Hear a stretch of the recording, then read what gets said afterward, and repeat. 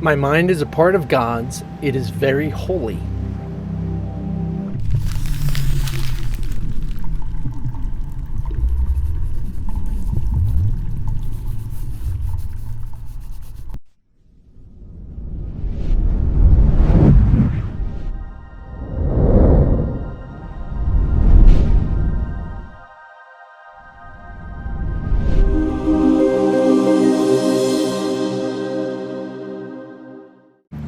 This is rather interesting, I hope, because we believe so much about ourselves in different fashions, saying how we are this and we are that, and yet we don't recognize that we essentially are and have this holiness.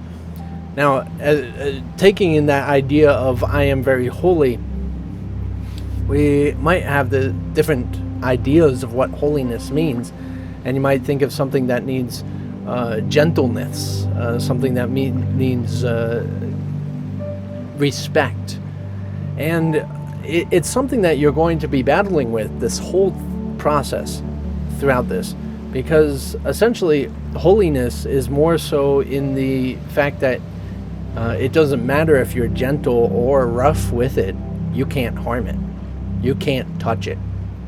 So as much as it, yes, demands your respect because of what it is also the most respecting. So it's rather interesting, because as you're coming to know yourself and coming to realize what you actually are, it is a very unique process, completely unique to you. So you have to be looking within yourself. You have to be seeing all these ideas that of what you think of yourself, and it doesn't have to be quick and short like these statements. I see myself as imposed on, I see myself as depressed, just taking the variations of the things in which you see yourself as, and just recognize, even if that includes different things about being holy, if it includes things about being good, being lovely, being amazing, being totally awesome, dude, it really makes no difference. That it is still essentially ideas that you have about yourself, and that really you're more so far out, dude, than you like to imagine. Like it's what you actually are is beyond any concept of yourself, beyond any characteristic of your person, beyond any ability in which it has. And this is more so isolating the identifications in which you say you are and you think you are, and you insist that it is what you are. Say, I am defined by this, I am defined by that, I am defined. And we just want to recognize essentially that none of these things are true. But my mind is a part of God's. I am very holy. I am very holy. When I think of that word now, I used to think of holiness as having to do with like temples and this utmost respect where you have to, bow down to it, and you have to, you don't even touch these things, you don't even touch them. But now I think of holiness as complete, a sense of being complete, and that to discover and know myself as holy is also a recognition that I am complete. And no matter what, I might be taking a characteristic, a personality type, like in this life, this body type, but what I am is complete. So it's not really referencing to my person. I might reference to my person by saying, I think I'm strong, I think I'm good, I think I'm an awesome teacher, I think I'm bodacious. Okay, I don't know why I'm so I think I'm a hippie and reincarnated something. Ugh.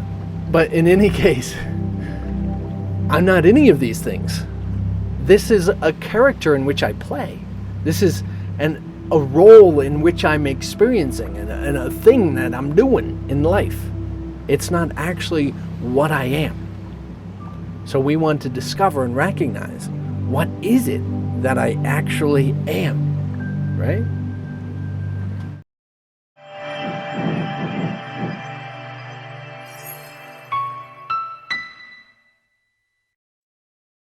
Of course, we talk about it and we've said things about it, we've hinted to it, pointed to it, but we want to really experience it, right? We want to get into the mucky experience of it and not actually just think of it conceptually.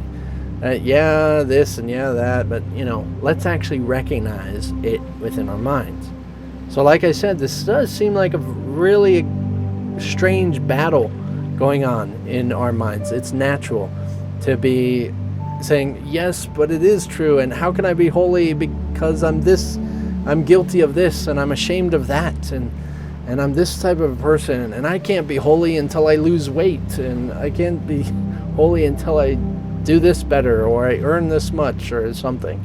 We have all these different variations of things that we think are keeping us from the truth of what we are, and yet the only thing that's keeping us from the truth of what we are is our own minds. And it always is here, regardless of what you choose to do in life.